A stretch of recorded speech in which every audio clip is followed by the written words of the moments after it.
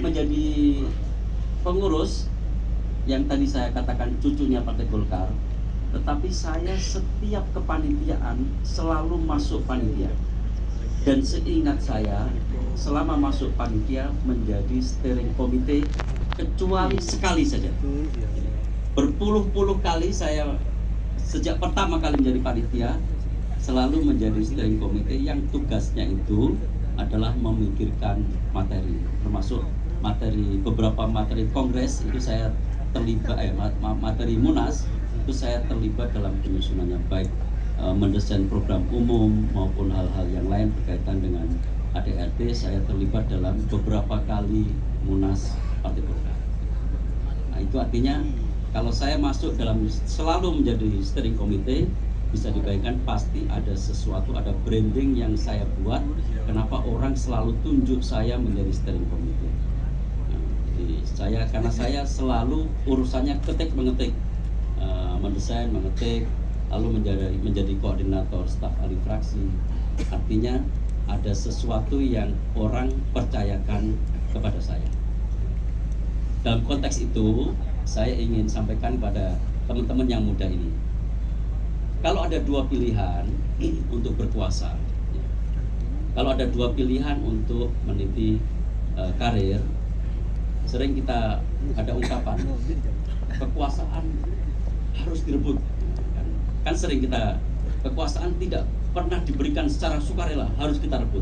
Seringkali kita dimotivasi begitu.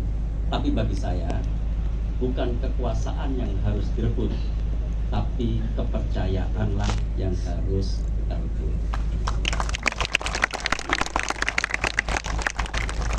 Kita tidak akan pernah bisa merebut kekuasaan dari para senior kita, apalagi di era sekarang.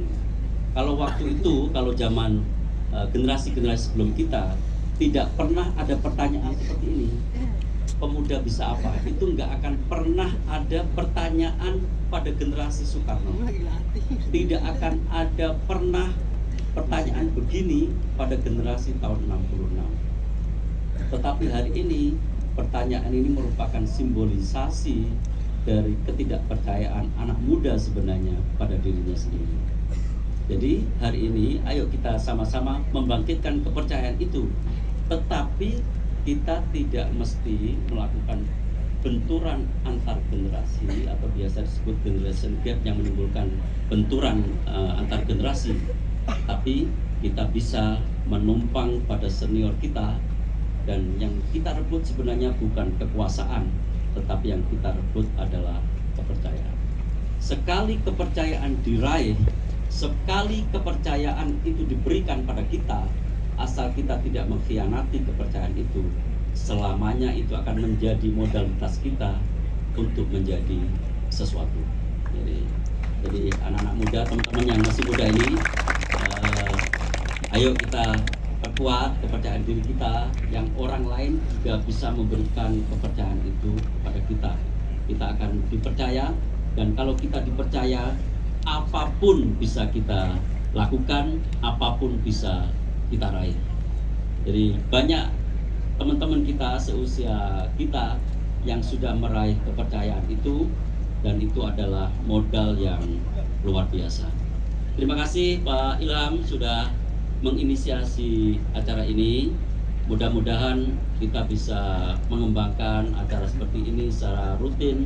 Kami berharap, saya sebagai sekjen berharap betul DPP Partai Golkar itu meriah, tidak sepi. Dan kalau itu bisa dimeriahkan dengan acara-acara seperti ini, saya orang yang pertama yang akan sangat bergembira. Kita akan berikan dukungan yang memadai Pak Ilham. Mudah-mudahan nanti kita bisa kerjasama. Nanti terserah apakah masjid ini juga bisa digunakan pengajian rutin sebulan sekali, mungkin Quraish Shihab atau siapa, Pak Fat barangkali mau menginisiasi ini. Pak Fat ini kan orang yang sangat loman kalau bahasa Jawanya, generous, orang yang sangat dermawan, jadi pasti akan mau berkontribusi untuk hal-hal yang bermanfaat khususnya bagi kita. Terima kasih atas usahanya Pak Ilham, terima kasih semua sudah hadir, orang-orang yang bisa menginspirasi anak-anak muda. Mudah-mudahan peran generasi muda khususnya di Golkar makin berkibar.